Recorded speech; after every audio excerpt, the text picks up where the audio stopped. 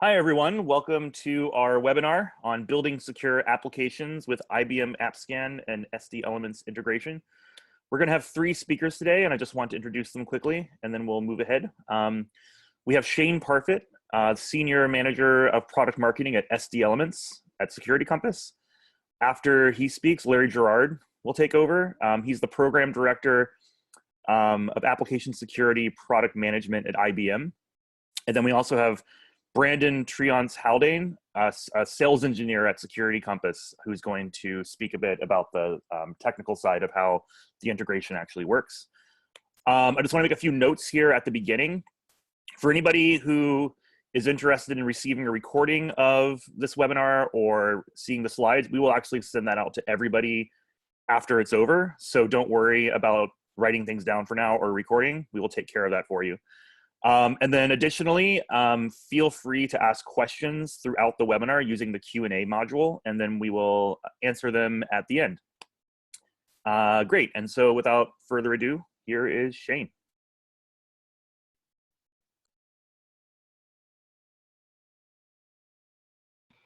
All right, thanks, Greg. And thanks again to Larry for participating in this webinar, and so we can illustrate the benefits of this powerful combination of IBM AppScan and SD Elements integration. Here's the agenda for today. First, we'll talk about software security requirements management and why it is important. Then we'll go through a brief overview of SD Elements, which is a software security requirements management platform. And then we'll hand it over to Larry Gerard for the IBM AppScan overview and how we integrate with that. And then we'll go over specifically the integration details about SD Elements and AppScan, and Brandon will handle that part of the presentation. So let's get started. Why manage software security requirements? Well, as we all know, there are quite a number of reasons to do so in this landscape, and most of it has to do with the number of threats that are out there right now and that are known. Applications are under attack. This data source from the Verizon Data Breach Investigations reports over the last few years have indicated that many attacks target the application layer. It varies over the years, but over the last few years, we can safely say that 25 to 50% of cyber attacks that result in data breaches target the application layers. These are staggering numbers versus the cyber attacks in general that indicate that weak software is the root cause of a lot of these attacks. Another reason for managing requirements is the relative cost of fixing defects or security vulnerabilities. This data here is from the IBM System Sciences Institute. We have seen a number of organizations put out data that is very similar. The numbers vary. But the theme is the same. The Software Engineering Institute has similar data. But the theme is that the later security vulnerabilities are found in the SDLC, the greater is the cost and time required to remediate. So if you're finding security issues once the application is released, the cost required to fix those can be up to 100 times more than if they're found early on in the development lifecycle. And that is because if post-release, when the application is in production, sometimes you have to take the application down and offline while you fix the issue if it's a severe issue. And that can cost revenue for companies who rely on these applications for their business. Similarly, if you find them in the testing stage, still, it's earlier and it's before release. However, if you were not thinking about the vulnerabilities and how to address them up until the final testing phase of the application, you may have to go back and re-architect the application, at a significant cost versus, what you would have had to have done had the security vulnerabilities been managed much earlier on in the development lifecycle. So there are very clear business and security reasons for trying to manage security requirements as early as possible in the software development lifecycle. And so we get into this idea of software security requirements management. Now, what is that? Software security requirements management attempts to manage requirements across the entire software development lifecycle, and is in basically 5 components that we present here as our definition of software security requirements management. The first step is automated threat modeling, where we're trying to identify all the threats that apply to a specific application, and requirements generation, where we take those threats that will apply to a certain application and generate all the requirements or the tasks that the developers have to do to make the application secure. The next is implementing those controls or implementing the requirements. And we do that by working with development teams and automating workflows, including integrations with application lifecycle management tools to make it very easy for developers to implement the requirements, and we automate as much of that as possible. The third is to validate the requirements. So we have integrations with testing and correlation tools. Once the controls have been implemented by the developers, we want to further reduce risk by validating those controls with automated testing tools and manual testing efforts. The last part, which is also very important, is reporting for auditors in both internal and external and compliance standards. If you are tracking requirements from the beginning of the software development lifecycle, you have a good view of how secure your application is by way of your progress toward doing all those tasks that are required to make the application secure.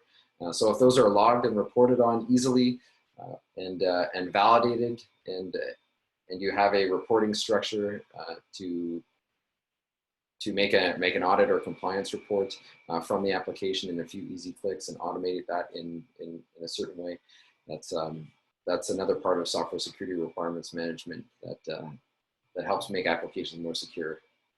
So that is our definition of software security requirements management. Our flagship product, SD Elements, is a software security requirements management platform. And we'll talk about that a little bit more further on in the presentation. But if we can take a step back about how that relates to the software development lifecycle, this is kind of a primitive view of, or an early view of the software development lifecycle. There's more modern views of how this works in terms of agile and DevOps, but this is the most simplistic view that we can take about how our tools relate in the software development lifecycle.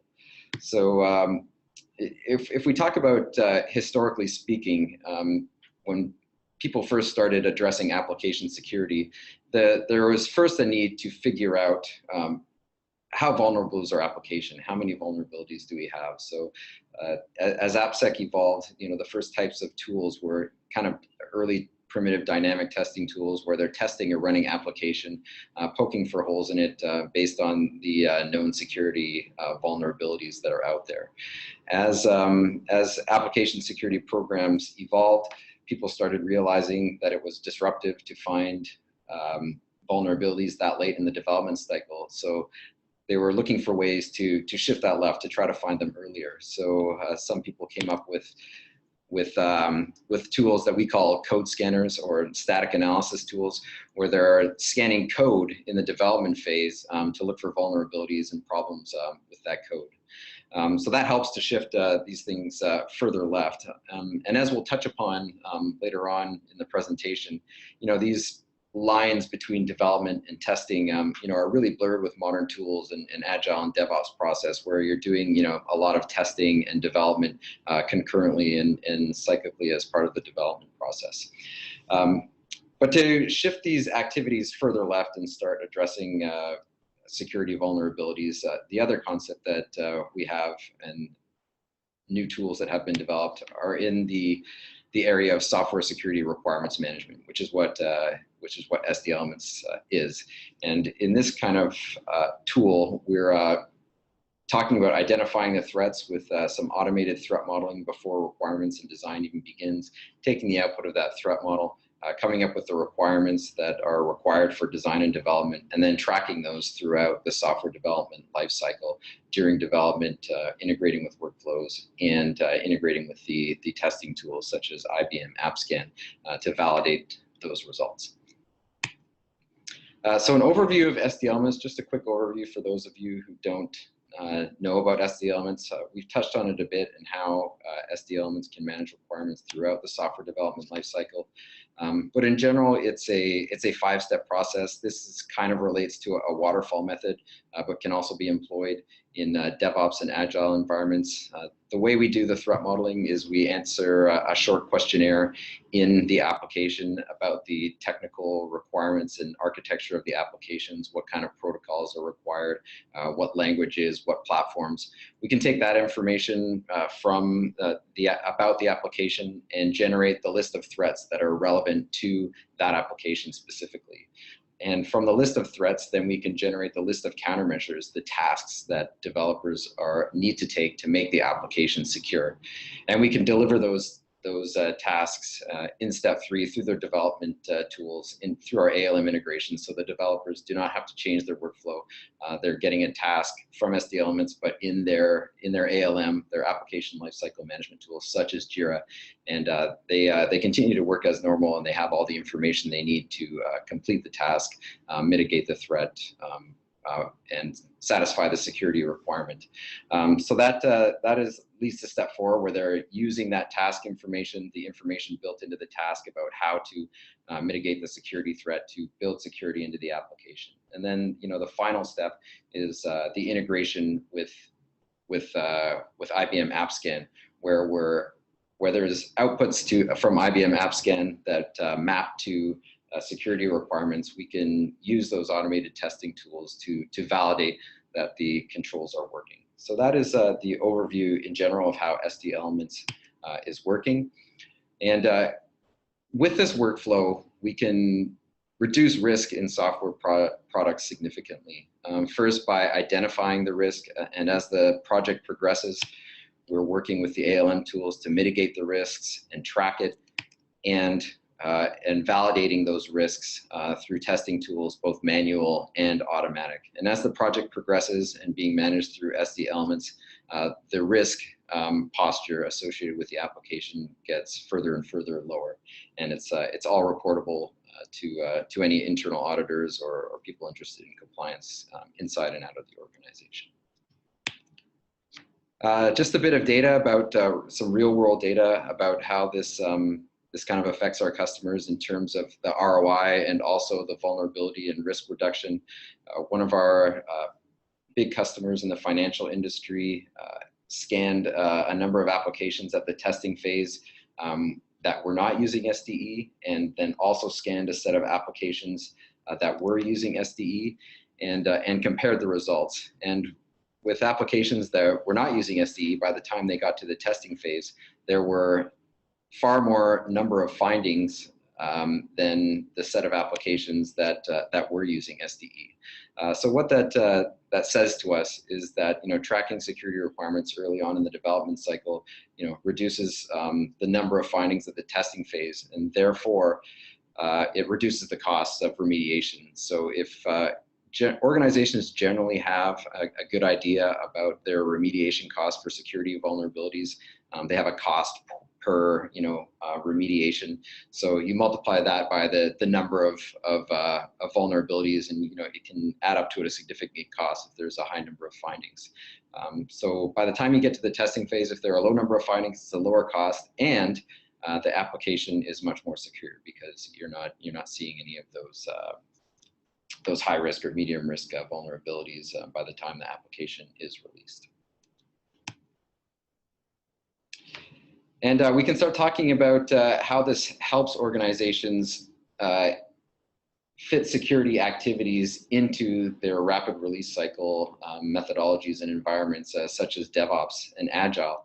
So we've come up with a few cases and examples that software security requirements management and application security testing with AppScan can address.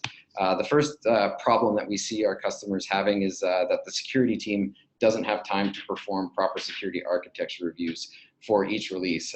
This is especially a problem if there are rapid release cycles. They're want to do a release every week, or there's a lot of new applications coming from an application vendor. How can you possibly do a threat model for each one of these releases or each one of these new applications when a manual traditional threat model can often take up to 2 weeks? And how can you go through all the list of requirements that you might have internally to an organization or from a compliance standard, and try to figure out which ones apply to your application? That's another process that can also take a number of weeks if it's a manual process of pouring through databases. So the solutions that we have in software security requirements management are some automated threat modeling and requirements generation capabilities that help compress those cycles into minutes or hours versus weeks, and allows those security activities to fit into the rapid release cycle methodologies. The second big challenge that we see, the security team is unable to effectively communicate and track security requirements with the development team. So if you do come up with security requirements either by manual or automatic process, many organizations don't have an effective way to communicate that to the development team. Sometimes it's just by a series of meetings or emails, and it's not kind of operationalized in any way or automated in any way. And so these integrations with the existing ALM tools that we have with a software security requirements management tool like SDLC allows that to all happen automatically from the security requirements that are generated within the tool. And it's an effective way to help security teams communicate with development teams in an automated fashion for the requirements. Otherwise, it's difficult to track that they're even getting the right requirements. And the other part of that is just-in-time training. So we can, give the developers the requirements, but oftentimes they don't know what to do in order to mitigate the threats and satisfy the requirements.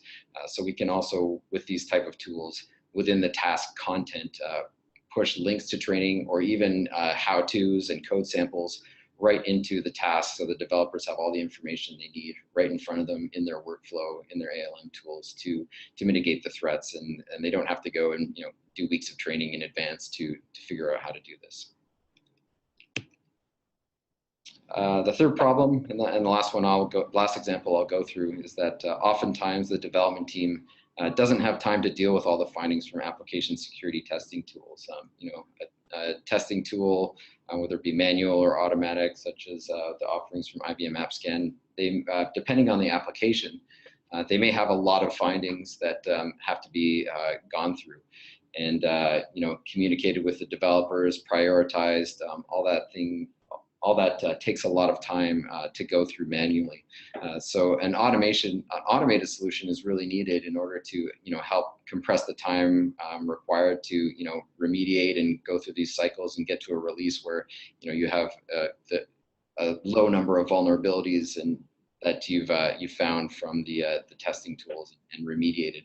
So the automation is key there for a DevOps environment to automate that process where you're taking those findings, matching them up with requirements, and you have a dashboard that's going to tell you, which findings are matched up with which security requirements and have been satisfied.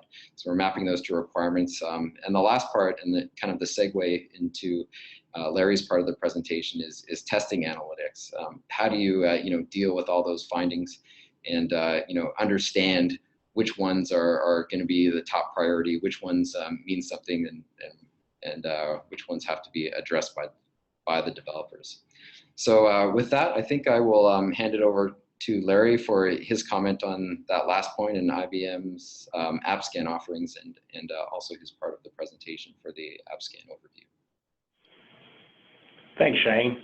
Next slide, please. So, as Shane mentioned, with 25 to 50% of cyber attacks on the application layer, companies have a large risk with their application portfolio in terms of understanding that risk and managing that risk. Nobody can really eliminate that risk, but you need to be able to manage that. And that means doing things like Shane had mentioned around SD elements, getting requirements out to developers earlier, getting them their testing and training so they understand the security implementation of their application.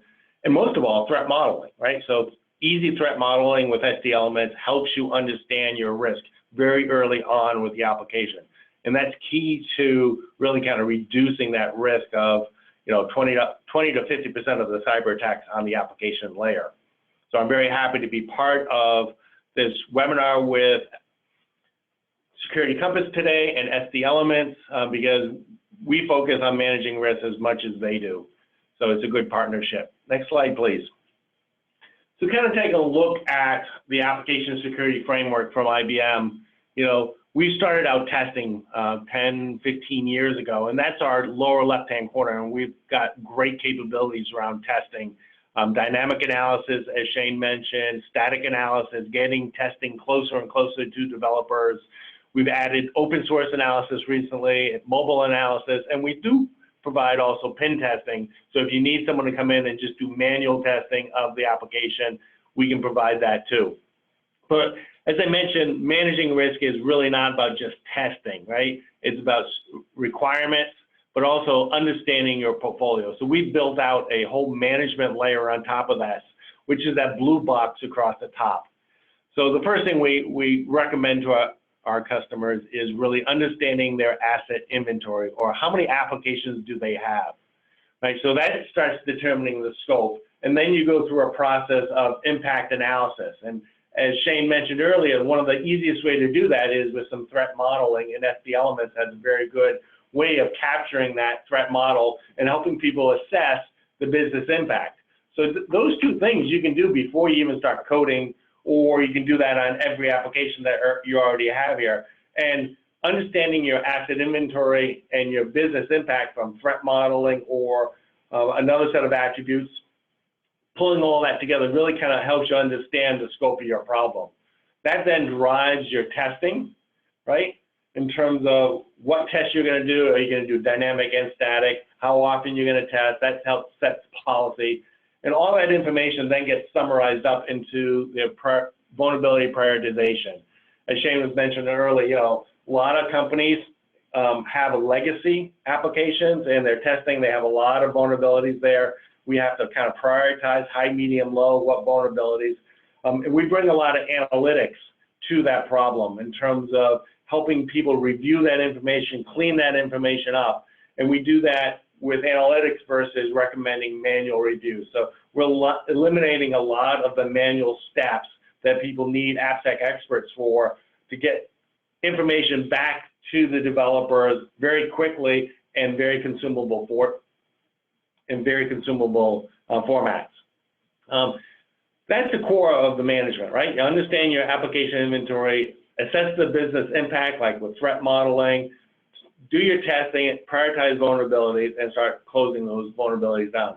Then everything else in terms of management side is really around status and progress measurement. Are you getting better day after day, week after week, month after month? You've invested in an application security program. Is that effective in terms of reducing your risk or helping you manage that risk with that application layer? And then finally, as Shane mentioned, determining your compliance is important. If you have compliance as their external compliance requirements or internal compliance requirements, you need to be able to do that. So that's going to be very important. And they're going to talk a little bit about compliance at the end of the integration talk. Next slide, please. So peeling away the onion, getting down to the next layer, running a program, we've got a set of dashboards and views in AppScan. Upper left-hand corner, you get a dashboard, very quick snapshot of where you are today, 385 apps. Well, what does that mean? Over on the right-hand side, we get some different views, a trend chart to say, are you getting better? You're collecting more applications, a pie chart there that says, okay, where are my problems? What type of problems I'm having the most problems with? So is it SQL injection? In this case, you see a big part of the pie chart is other. We just got a variety of other issues. But in some companies we walk into, you get a big part of the pie chart, like that lower left-hand quadrant of the pie chart, SQL injection. So training, as Shane mentioned, training is important. Maybe you need to get some training out to the development teams in terms of, okay, what is SQL injection? How do you code, code securely around preventing SQL injection attacks. Now I'm going to focus down on really kind of the inventory, which is that box I've highlighted in yellow there, right? So this is all about understanding your application inventory. How many applications do I have? In this example, we have 385. Understanding the business impact, that's that column right down the middle. You have critical business, critical impact, medium impact, high. A couple examples there. A lot of that information can be pulled from SD elements in terms of their threat modeling, helping you understand that. And that will help you understand, you know, which applications, if you've got a lot of vulnerabilities, and which ones you should be remediating first from a program perspective. Let's kind of keep drilling down. So we go from a big view of your application, a list of applications. Let's take a look at what apps can do for a specific application, which is the next slide. So on this slide, we have a specific application called Altero Mutual or Altero 2.0, and we're aggregating a bunch of scans here. So this is one of the key parts of our portfolio is we have this application object, and we can aggregate scans from dynamic analysis, static analysis, your open source analysis, pin testing. So if you've got manual tests, all this information can flow into our enterprise server, and we can aggregate that at the application level. But when it comes down to integrating with SD elements and understanding the results of your scans, and if you've implemented good secure requirements, you know, you're not integrating on a per scan basis, you're not integrating with a bunch of tools. You can aggregate all that information here, whether it's static analysis, dynamic analysis using the AppScan tools, or we can either import scan results from a variety of other third-party tools. So if you're using multiple tools, all that can be imported here, and your integration with SD elements can pull all that information from AppScan and third-party tools as manual assessments or pin tests, as I mentioned earlier. Next slide, please. So kind of bumping that back up a level. So we drill down to the application, looked at all the scan data, then bring that back up here. Again, looking at your portfolio, understanding where you are with each application helps you manage a program and reduce that overall risk that you have in terms of the application layer.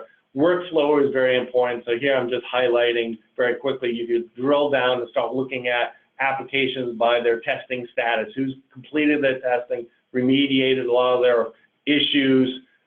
You also can see who hasn't even done any testing, right? Not started here. We've got a couple of applications that haven't been started, but you want to compare that back with the impact, right? So if it's a low impact, you're getting from SD elements in terms of this is a low impact, not a lot of risk here. So I'm not too worried about the fact that we haven't started testing here because we don't think we've got a lot of problems here from a business perspective anyway. So those two pieces of data go really nicely well together, and we can marry that right here in our dashboard. Next slide, please. So just refocus, bringing this out one more level from a solution perspective, application, security scanning, AppScan, right? We've delivered that as an on-premise capability, so you can actually customize and build out a solution on-prem alongside SD elements. We also offer that as a SaaS offering, and we've also integrated SD elements with the SaaS offering. So if you're using our cloud-based or SaaS offering, information from our testing in the cloud of your applications also going to flow back into SD elements. And then finally, I'm going to set you up for the integration talk, which is on the next slide. As I mentioned, we have a very rich set of capabilities. Across the top there in green are all the various ways of plugging into development tools, automating, scan from a dynamic perspective, static perspective. All that gets aggregated into that platform I showed you earlier and those dashboards in something called IBM AppScan Enterprise. So that's our server. There's a set of capabilities that we've nicknamed Application Security Management, or ASM, that gives you the ability, and SD Elements, that blue box at the bottom, is integrated with that. So instead of integrating with all the different testing tools, they've done a real nice job of integrating with AppScan Enterprise so that as all the data gets aggregated there from a testing perspective, all the testing results can then flow very seamlessly into SD Elements. Finally, one last thing here that, Shane mentioned in one of the challenges, he mentioned there was 3 challenges. The third challenge around automation, right? So we're seeing more and more of our customers moving testing, from a security gate right down into the development organization. And they're very successful at doing that with automation. So we have things like AppScan source for automation, do static analysis as part of your build process. We've got the analytics there that basically says we've done a scan, now we use analytics to clean up that scan, eliminate false positives, and give developers a very clean report on just the vulnerabilities that they should be working on. That eliminates a lot of the manual steps you see with other testing solutions, so that you can move this very close to developers and making sure that their security requirements were implemented. And I think I'm going to pass this back off to Brandon now, who's going to really talk about the integration between SD Elements and AppScan. Thanks very much, Larry. So when we talk about integrating SD Elements and AppScan, there are really 2 approaches that we can take. The kind of most straightforward, simplest approach is a manual upload of a results file from AppScan. But of course, in a lot of organizations, this isn't really going to be scalable because it's manual work. And like Shane mentioned, we want to stick as much to automation in this process as we can. So today I want to take a quick look at how we can integrate SD Elements with AppScan via web services. And we can really break this into 2 separate phases. The first phase will be to create a system level connection. And then the second phase is to use that connection at the project level to ensure that we're pulling the correct scan results for a given project. So if we can, oh, perfect, next slide. So on the SD Elements homepage, we would start by clicking on the cog in the top right corner and choosing the integration option at the bottom of that menu. When our analysis tools connection page opens up, we can click on the yellow Add Security Tool Connection button, and that will bring us up a configuration pane such as the one you see here. So we can name this connection anything that we want. As you can see, the system is AppScan Enterprise, and then we're going to include any credentials and URL and a couple of other appropriate options in terms of synchronization. There are some advanced options that we can deal with, and once we've completed all of this step, we can create the new security tool connection. We can see here on this screen that the new connection has been established, and it's now going to be available for use across all of our SD Elements projects. So let's take a look at what we can do at the project level in order to add this integration with AppScan. Here is an SD Elements project, and you can see perhaps on the second sort of navy blue bar, there's a button there that says integration. And so for the project level integration, we can click on this link, which will take us to, again, another place where we can either add a manual report or we can use the web services connection that we established in the previous slides. So we can go ahead and hit add. And at this point, we would choose from the available integrations that we've set up. And we can go ahead and choose AppScan here, and this is again where we have the possibility of adding either a file upload or using a remote connection. So from our parent dialog, we can choose the appropriate remote connection, and you see there that there are also some options around behavior once the connection has been established. So if the completion status of a task in SD Elements is marked as done, if that fails scanning from AppScan, we certainly want to make sure that that gets called out. So we have some options there as far as what actions we take with SD Elements tasks when a certain verification status is returned. We can see here that once we've added a report, SD Elements begins to parse that report, and we have mappings in the background that basically line up results from AppScan with tasks in SD Elements. Now, sometimes that scope will be kind of a one-to-one scope. Other times you might have a situation where there's a little bit of a mismatch in terms of scope. Maybe the AppScan finding is narrower than the corresponding SD Elements task. And so we can see in the next slide what that looks like once our results come in.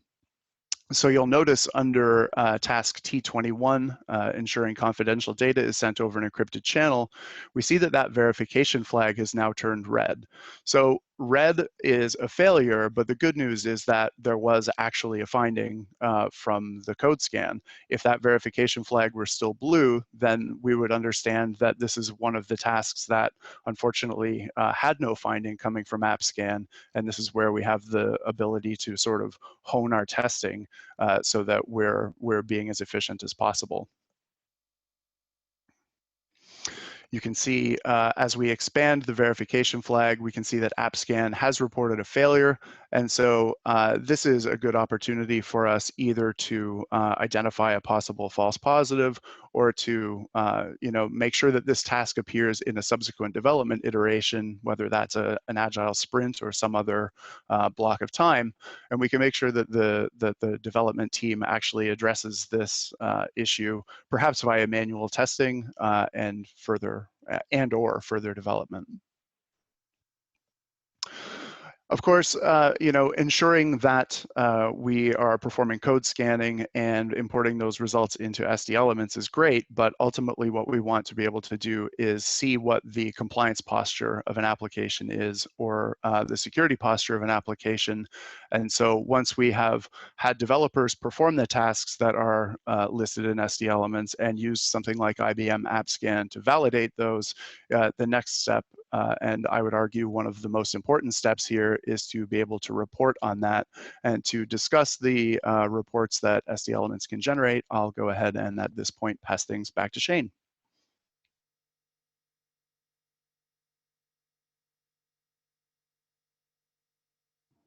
I think maybe you can go through the compliance report before handing it over. Certainly, yeah. So the compliance report that we see here is one for the GDPR, the European legislation, which is going to be coming into effect in just a little less than a year. And what we have in the compliance report is essentially the language of the compliance broken down into sections. And for each section, what we can see is the corresponding SD elements tasks. If we just move to the next slide here, we can see the SD elements tasks being reported on, and what we actually see is not only the priority of each task, but also the completion status and verification status. So if you're concerned with a particular section of, for example, the GDPR, and you need to be compliant, it's very easy to see which tasks in SD elements need to be completed to achieve that, to achieve compliance with this section of the regulation, and also the ability to see that these tasks were verified by AppScan is, again, I think, very important. Having that audit trail, that traceability, I think is great. Great, thank you, Brandon. Brandon is on the front lines with SD Elements customers a lot doing demos, so he sees this all the time and sees the value that customers are getting from this. So thanks for joining us. In summary, we're at the end of the presentation and the integration walkthrough. So we want to just recap what we talked about. SD Elements as a software security requirements management platform can help you manage those requirements from planning through to release, and really shift left in your development lifecycle, addressing vulnerabilities as early as possible throughout the SDLC. We provide those scalable automation capabilities that results in more secure applications that cost less to develop and fit into those rapid release cycle methodologies like DevOps and Agile through the automation and integration with IBM and AppScan. And that integration, allows organizations to reduce risk by validating those requirements using the scanner results and maintaining that same level of automation, as Brandon was just illustrating there with the compliance report output. So Larry, I will ask for any closing comments that you have, and then we can address any questions that came up in the webinar. Thanks, Shane. I think the key point I'd like to summarize is that this is a very nice, tight integration that helps development teams tackle the problem of building secure applications earlier. And that is really the only way you tackle this problem and that huge risk that we talked about earlier, is by setting up the right security requirements based on a threat profile, and then test against those and make sure that you've implemented all those security requirements properly. Great, thanks so much. So I guess we'll hand it back to Greg, who may have been taking any questions. All right, so as mentioned, feel free to ask any questions that came up while you were watching this. To do that, just go to the Q&A module and type in your question, and we'll just go through them. So we have one here. What other compliance reports are available through SD Elements? I think Brandon might be best equipped to list as many. I could list a few. We do offer PCI, COPPA, HIPAA, many privacy type regulations. There are many others. Brandon, do you want to list a few others that you know? Yeah, so out of the box, beyond the ones that Shane has mentioned, we also can report on things like NIST, and you know, it shouldn't be ignored also that we have the ability to add custom compliances right through the GUI. So this is something that any SD Elements customer is able to do. So if you have internal guidelines, which many organizations do, it's quite straightforward through the library functionality to add a compliance document of your own. It's possible to then associate the SD Elements tasks to those sections of the document that you've created and report on it exactly the same way as we've shown with the GDPR report earlier in the webinar. And a lot of that information is available on our website at securitycompass.com/SDElements. There are a list of compliance reports that we support on the site. All right, we have one more question here. If AppScan does not find a vulnerability for specific requirements from SD Elements, that does not necessarily mean the requirement was validated, does it? If so, how is that reflected on the report?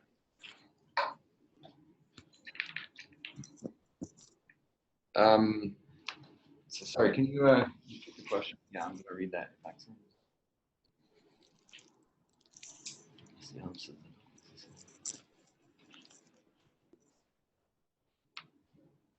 Yeah, so I think the way I can address that question is there's not always a one-to-one mapping between requirements and scanner outputs. So IBM AppScan can find many vulnerabilities. Perhaps not all known vulnerabilities, whereas when we're thinking about requirements, we're really talking about doing a threat model and trying to come up with requirements that address almost all known vulnerabilities, so that you know, oftentimes there is a scanner result that matches up and that can be validated, and sometimes there is not. So those requirements that don't have scanner validations, I would say AppSec program managers have to come up with another way to validate those results, typically manually or by writing some other you know, custom automated unit test that would address those requirements. And those can be also the results of those tests can also be integrated, but it would kind of be a separate integration to validate those results. So you can have you know, multiple scanners or test tool integrations that that map to some of the same requirements and some different requirements to validate as much as possible in an automatic way.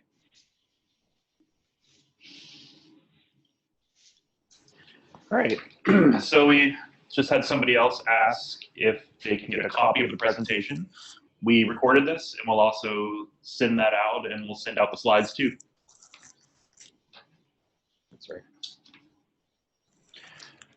Okay, one more question. What is the pricing model for SD Elements and AppScan? Okay, so the pricing model for SD Elements, I'll let Larry comment on AppScan.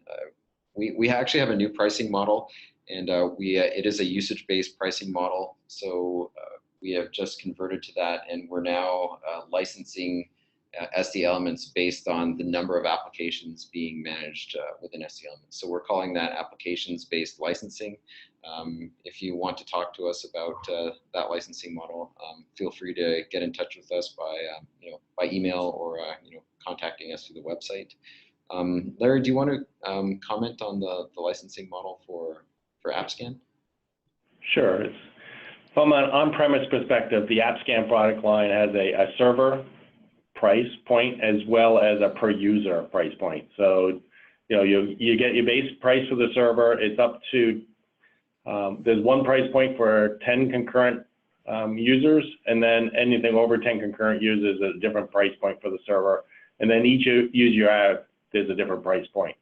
In the cloud offering, we have a per scan offering, so we can go down as small as you want to scan once, and you can just pay us once for a single scan. You can do a per application scan, which means all the technology that we have in the cloud is available to you for that application, unlimited scanning as long as you only scan the application one at a time. So if you bought 2 applications, you can scan 2 applications, just one at a time. And then finally, we have a premium, which is unlimited scanning, unlimited applications in the cloud as well. Okay, thanks. There's another question about future webinars on SD Elements itself, and there was an expectation that we would see more of an overview of the product itself. Yeah, we were focused more on the actual integration with IBM AppScan for this webinar. We do plan to do more webinars in the future, but also we're happy to give demonstrations of the product at any time. So you can contact us by email or going to our website, and you can request a demo with one of our sales engineers. Brandon is a sales engineer who does this for potential customers and customers a lot. So that's very easy for us to do if you want to really see how SD Elements works. Please feel free to request a demo. I think there's another question here about it's related to the licensing model. Again, if an application has several microservices, how is that priced out? How do you determine what an application is in SD Elements? So in general, the definition for an application for the purposes of the licensing model is a piece of code that compiles and executes into a single runtime environment. So generally, an application is what you think it is. 99% of the time is a separate application. What your view of it is generally how we define it, with some exceptions. Another rule of thumb is to base it kind of on the threat model. If you have an application or a set of microservices that are all grouped together that all have the same requirements and all have the same threat model, that could be counted as one application. But if you have different components of an application, different projects that have different requirements and therefore require a different threat model and project survey and profile, then that to us is considered a different application because it has a different set of threats and different set of requirements. So that's how I would address that.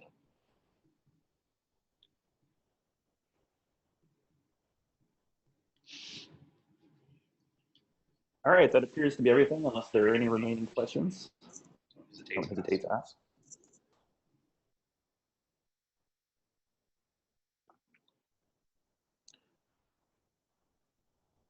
All right, so we've come to the end here. Thank you, Shane, Larry, and Brandon for going through this. Yeah. Okay, thank you very much. And we will send out the material shortly. And thanks again to Larry and Brandon for participating. Thanks.